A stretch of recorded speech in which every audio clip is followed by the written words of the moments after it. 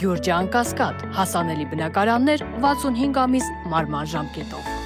Ալիևի օգնականն է կրկին անդրադարձել Հայաստանի եւ Ադրբեջանի միջև խաղաղության պայմանագրին։ Հաջիևը համարում է, որ խաղաղության լավագույն եւ ամենակայուն ժամանակը հիմա է։ Ադրբեջանի եւ Հայաստանի միջև հարաբերություններում չպետք է լինեն ռազմական տարրեր։ Ադրբեջանը ցանկանում է տարածաշրջանը տանել դեպի խաղաղություն եւ կայունություն։ Մենք լավ արդյունքների ենք հասել եւ որոշել ենք խնդիրների սահմանները։ Սահմանը չի որոշվում օկուպացիայով։ Հաջիևը կրկին խոսում է խաղաղության պայմանագրի մասին, բայց ելի նախապայմաններով։ Ադրբեջանը Հայաստանի սահմանադրության փոփոխությունն է պահանջում։ Մենք գիտենք, որ եթե սահմանադրությունը սպառնալիք չի ներկայացնում մեկ այլ երկրի համար, մնացածը յուրաքանչյուր երկրի ներքին գործն է։ Ադրբեջանի նկատմամբ տարածքային պահանջներ պարունակող հոդվածը պետք է բացառվի Հայաստանի սահմանադրությունից։ Անդրադառնալով Հայաստանի հետ բանակցային գործընթացին, Հաջիևը նշել է, թե տարածաշրջանում արտաքին ուժերի ռազմական ներկայության անհրաժեշտություն այլևս չկա։ Ադրբեջանական կողմի այս ձևակերպումը Հայաստանում տեղակայված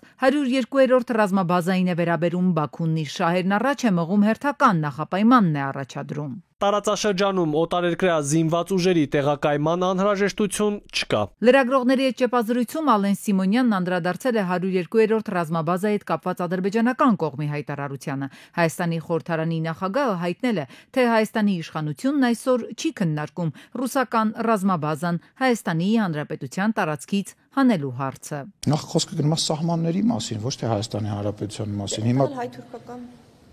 ինչ Չէ, դա աբսուրդ է։ Նման բան չի քննարկում, ձեզնից եմ լսում ու չի էլ կարող քննարկվել ու տենց բան չկա։ Մի խոսքով, չգիտեմ, ով է տենց խելացի բաներ ասում։ Չնայած ադրբեջանական կողմի հերթական նախապայմաններին ու հայտարարություններին, հայկական կողմը հայտարարում է, որ խաղաղության գործընթացի շուրջ քննարկումները շարունակվում են, կա համաձայնություն շարունակել դրանք։ Չեմ բացառում, որ այդ քննարկումները կշարունակվեն մոտ ապագայում երկրի ղեկավարների ձևաչափով, ինչպես նաև արտաքին գործերի նախարարների ձևաչափով եւ դա լավ նորություն է։ Հստակեցում որևէ պայմանավորվածություն կա արդեն, Սիմոնյանը տեղյակ չէր, ասաց ուղղակի ենթադրում է։ ՀԱՊԿ-ն ակնկալում է Երևանի եւ Բաքվի միջև խաղաղության պայմանագրի ստորագրում Բիշքեկում ՀԱՊԿ խորհրդարանական վեհաժողովի խորհրդի նիստում ասել է գլխավոր քարտուղար Իմանգալի Տասմանգամբետովը։ Կովկասում որոշակի դրական զարգացումներ կան։ Դա Հայաստանի Հանրապետության եւ Ադրբեջանի Հանրապետության հայտարարությունն է բանակցությունների ավարտի եւ երկու երկրների միջև միջպետական փաստաթղթի տեքստի շուրջ համաձայնության գալու վերաբերյալ։ Թեհրանում միջազգային երկխոսության համաժողովն է, այստեղ են տարածաշրջանի երկրների ներկայացուցիչները, նաև Հայաստանի անվտանգության խորհրդի քարտուղար Արմեն Գրիգորյանը, Ադրբեջանի նախագահ Հիկմետ Հաջիևը։ Մեր երկրի անվտանգության խորհրդի քարտուղարը թեհրանական այս հարթակում դարձյալ պնդել է. հայկական կողմը չի քննարկում այսպես կոչված Զանգեզուրի միջանցք նախագիծը, այն գոյություն չունի։ Գրիգորյանը ձևակերպում է Հայաստանը երբեք չի գործածել միջանցք տերմինը։ Frankly, there is no any discussion about any corridor. Անկեղծ ասած, որևէ միջանցքի մասին քննարկում չկա, մենք նույնիսկ նման տերմին չենք օգտագործում, բայց մենք խոսում ենք այն մասին, թե ինչպես կարող ենք բացել տարածաշրջանային հաղորդակցությունները, խաղաղություն եւ կայունություն բերել տարածաշրջան եւ նպաստել զարգացմանը։ Մեկ անգամ չէ, բազմաթիվ անգամներ է պաշտոնական Թեհրանը իր հերթին դեմ արտահայտվել միջանցքային տրամաբանությանը, այն համարելով վտանգ թե հայկական, թե իրանական շահին, բայց արդյոք սա հասկացել է Բաքուն, հարմարվել Նախիջևան գնալու իրանական տարբերակին։ Համենայն դեպս այս տարի Ալիևը մի քանի անգամ արդեն ասել է, որ Երևանին սպասել չեն կարող, համագործակցում են Թեհրանի հետ։ Խաղաղության գործընթացի շուրջ լռության պայմաններում պաշտոնական Բաքուն վերջին ժամանակներում կարծես լռում է, նաև այսպես կոչված Զանգեզուրի միջանցքի մասին, թեև սահմանին սադրանք է հրահրում ու տորպեդահարում խաղաղության գործընթացը։ Պաշտոնական Հայաստանի անգամ պարզեցված պայմաններով, նվազագույնի հասցված ստուգումներով ճանապարհը չի ուզում Բաքուն, ուրեմն հրաժարվել է այս մտքից։ Պետք է անվանել թուրանական միջանցք։ Իրենք չեն հայտարարել, որ մենք հրաժարվում ենք, ասել են, որ պետք է բացենք, նաև կատարել են շինարարական աշխատանքներ։ Ինչու չեն համաձայնում, որովհետև ամբողջական վերահսկողություն են ուզում թուրանական միջանցքի վրա։ Իսկ դա էլ նշանակում է ոչ թե միայն ճանապարհի հարց է Ադրբեջանը փորձում լուծել, այլ Հայաստանի հարցն են փորձում լուծել։ Իդեպ Թեհրանում Գրիգորյանը հիշեցրել է հայկական խաղաղության խաչմերուկ հայեցակարգը, այն ներկայացնելով որպես տնտեսական ենթակառուցվածքների զարգացման կառուցման ծրագիր։ Հենց այս նախաձեռնությունն էր, որ Ալիևը որակեց ընդամենը թղթի կտոր։ Խաղաղության բանակցությունների մեկնարկին կոմունիկացիաների ապաշրջափակման հարցը հանվեց փաստաթղթից, առանձին քննարկելու։ Հիմա ոչ մեկն է առաջ գնում, ոչ մյուսը։ Կա նաև երրորդ սառած կանգ առած գործընթացը՝ սահմանազատում, սահմանագծում։ Ինչու հանկարծ։ Բանակցություններ չկան Հայաստանի եւ Ադրբեջանի միջեւ։ Ստացվում է, որ Ադրբեջանը եւ Թուրքիան սպասում են որոշակի լուծումների կամ նրանց ասվել է պետք է սպասեն այդ որոշակի լուծումները ինչպիսին կլինեն Ուկրաինայում, ինչպիսին կլինեն Իրանի հարցում։ Ահա այդ հարցերից է ստերեոտիպ կախված այն վերջին մի քանի քայլերը, որ մնացել է կատարել Հայաստանի նկատմամբ, այնպես որ Ադրբեջանին առայժմ ասված է, որ սպասի։ Իդեպ, ինչ վերաբերում է ԱՊԱ շրջափակմանը, ըստ քաղաքագետին, նաև խաղաղության խաչմերուկն այս պահին Հայաստանի համար լավագույն եւ անվտանգ տարբերակը չէ, քանի դեռ թուրք-ադրբեջանական կողմը չի դադարեցրել հակահայկական պահվածքը։ Թշնամուն որևէ կերպ վստահելը խիստ վտանգավոր է։ Մայիսի 21-ին եւ 22-ին նախատեսվում է Ռուսաստանի արտաքին գործերի նախարարության Սերգեյ Լավրովի աշխատանքային այցը Երևան։ Ըստ Կրեմլի հաղորդագրության հանդիպումներ կլինեն արտաքին գործերի նախարար Միրզոյանի, վարչապետ Փաշինյանի եւ նախագահ Վահագն Խաչատուրյանի հետ։ Մոսկվայում ակնկալում են, որ այցը կնպաստի Ռուսաստանի եւ Հայաստանի միջև քաղաքական եւ միջգերատեսչական երկխոսության ամրապնդմանը, կհանգեցնի փոխըմբռնման աճի եւ կողմերից յուրաքանչյուրի համար հետաքրքրություն ներկայացնող հարցերի շուրջ փոխընդունելի հանգուցալուծումների գտնմանը։ Մոսկվայի հետ հարաբերությունները կարգավորելու Եվրամիությանն անդամակցելու գործընթացին Ադրբեջանի հետ խաղաղության թեմային է անդրադարձել երկրորդ նախագահը։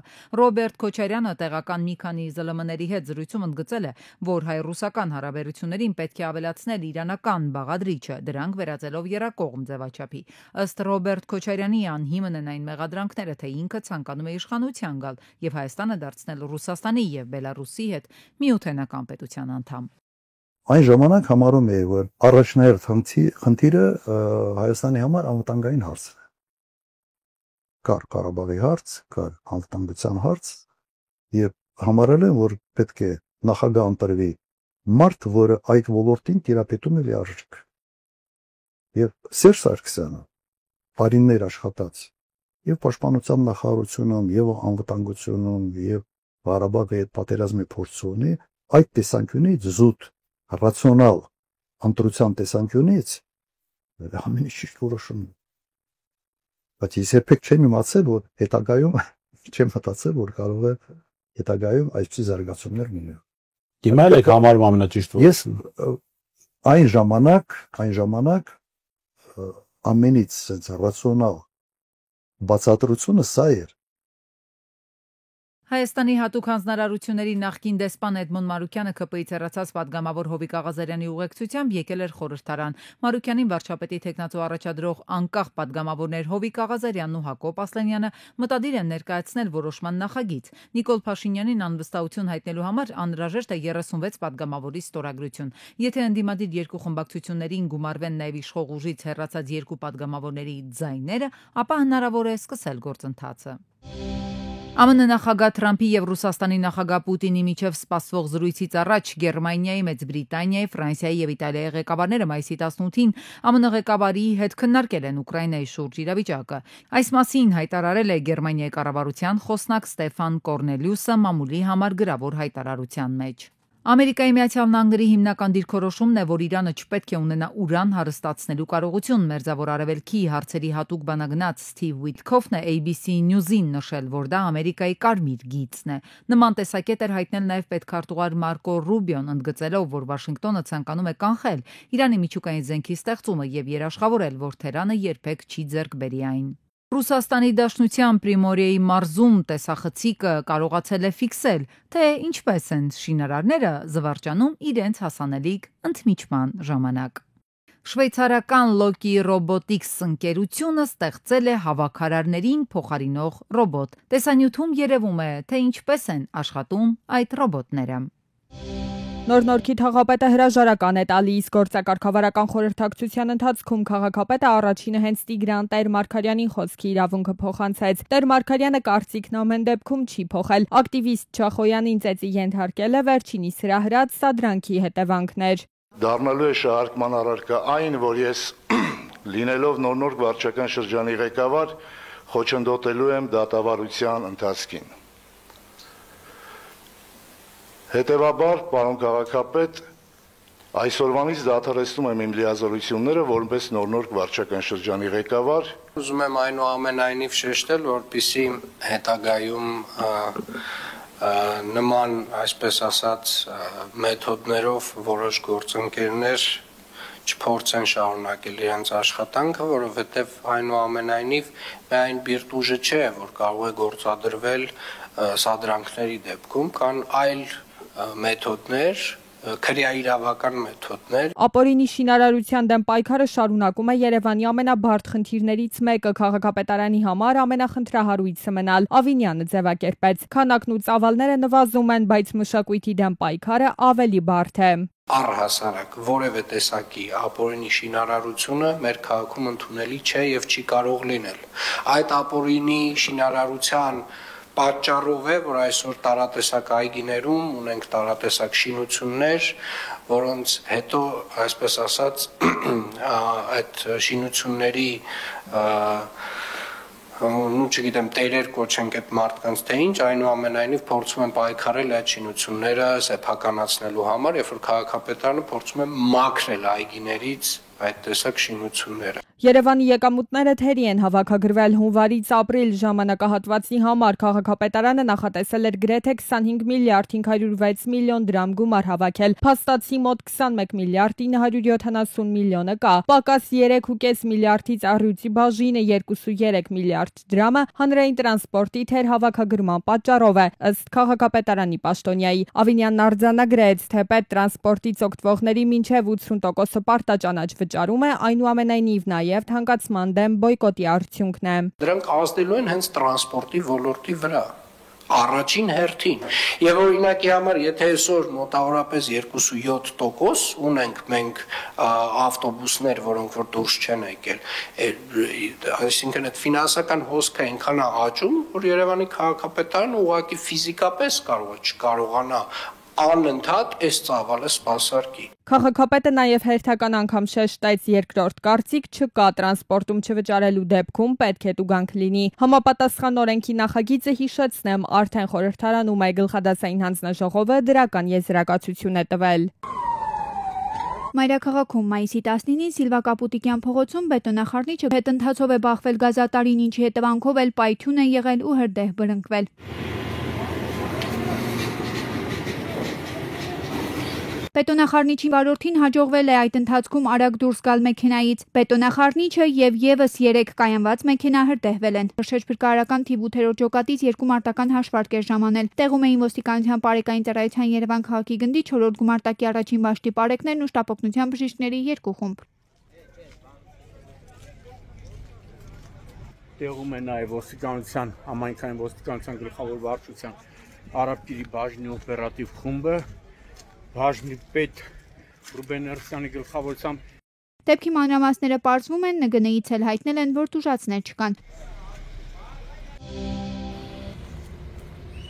Մայիսի 19-ին Աբովյան Նորհաճն ճանապարհին բախվել են Opel Combo եւ Opel Astra-ն։ 3 հոգի տարբեր աստիճանի վնասվածքներով տեղափոխվել է Աբովյան բժշկական կենտրոն։ Վիրավորներին առաջին օգնության են հասել քաղաքացիները, օպերատիվորեն ժամանած Աբովյանի բժշկական կենտրոնի շտապօգնության բժիշկների հերթապահ խմբերն ու փրկարարության Աբովյանի շրջփրկարարական ջոկատի փրկարարները։ Օպերատիվորեն ժամանել են նաեւ ոստիկանության բարեկային ծառայության Կոտայքի մարզի գումարտակի 2-րդ վաշտի առաջին դասակի բարեկները։ Ըստ նախնական տեղեկություններով էլ վթարի մեղավորը եղել է Opel Combo-ն։ Դեպի Նորհաճն ընթանալիս դուրս է եկել հանդիպակաց երթևեկելի գոտի ու բախվել Opel Astra-ին։ Դեպքի վայր են ժամանել նաև Պաշտպանության նախարարության ռազմական ոստիկանության վարչության, Կոտայքի մարզի ռազմական ոստիկանության բաժնի ծառայողները, քանի որ իմ տեղեկություններով վիրավորներից 2-ը ծառայում են ՀՊՆ համար զորամասում եւ նրանք եղել են մեկը Opel-ի վարորդն է, մյուսը ուղևորը։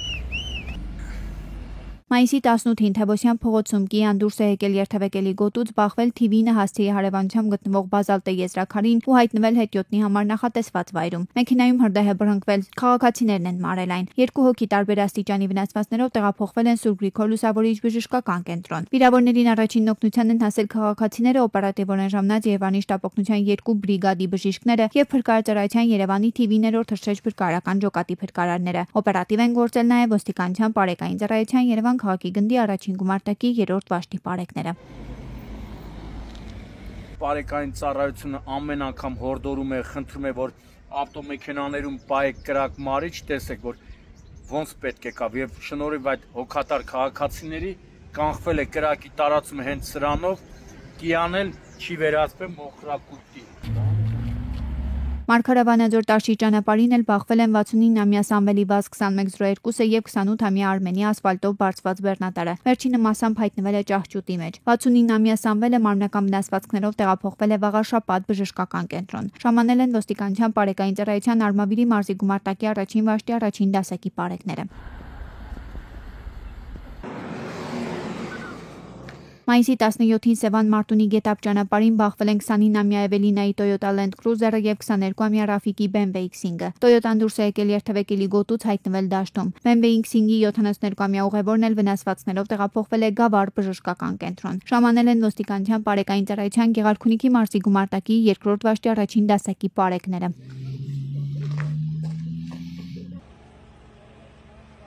Դարձյալ մայիսի 17-ին 26-ամյա Ռուդոլֆը Տեսլայով Նոր Խարբերտ գյուղի գերեզմանատան մոտակայքում դուրս է եկել երթևեկելի հատվածից, հայտնվել ջրատարում։ Երկու հոգի քաղաքացիների օգնությամբ դուրս են բերվել մեքենայից, տեղափոխվել Էրեբունի բժշկական կենտրոն։ Փրկարարծարայության Մասիսի շեջ փրկարարական ջոկատի փրկարարները ոստիկանության Պարեկային ծառայության Արարատի մարզի գումարտակի առաջին վաշտի 2-րդ դասակի պարեկները քաղաքացիների հետ հատուկ տեխնիկայով Տեսլան դուրս են բերել ջրատարից։ Օտարերկրյա վարորդը պարզվել է, որ եղել է ոչ սթափ։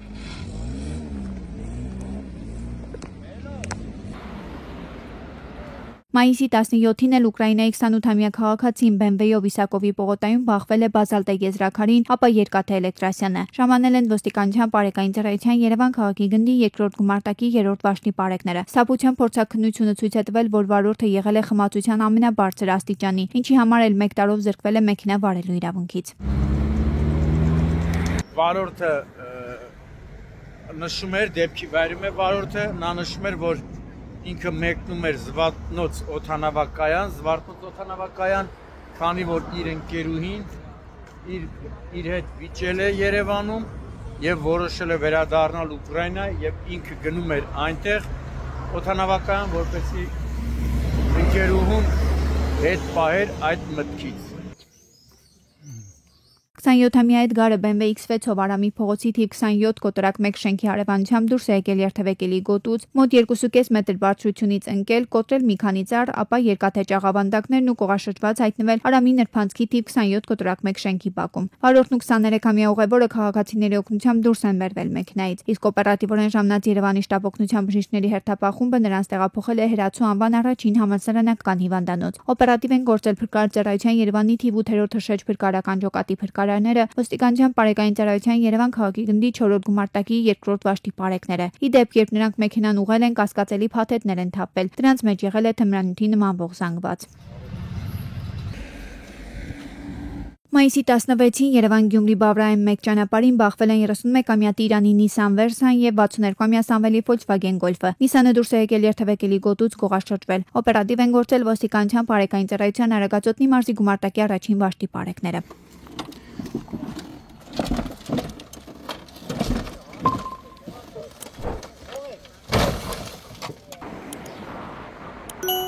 Դարձյալ մայիսի 16-ին Արցախի պողոտայում բախվել են 20-ամյա Հրաչիկի Mercedes-ը եւ 28-ամյա Հայկի վարած շտապօգնության մեքենան։ Ժամանել են ոստիկանության Պարեկային ծառայության Երևան քաղաքի գնդի 3-րդ գումարտակի 2-րդ վաշտի պարեկները։ Նախնական տեղեկություններով վթարի մեղավորը եղել է շտապօգնության մեքենան։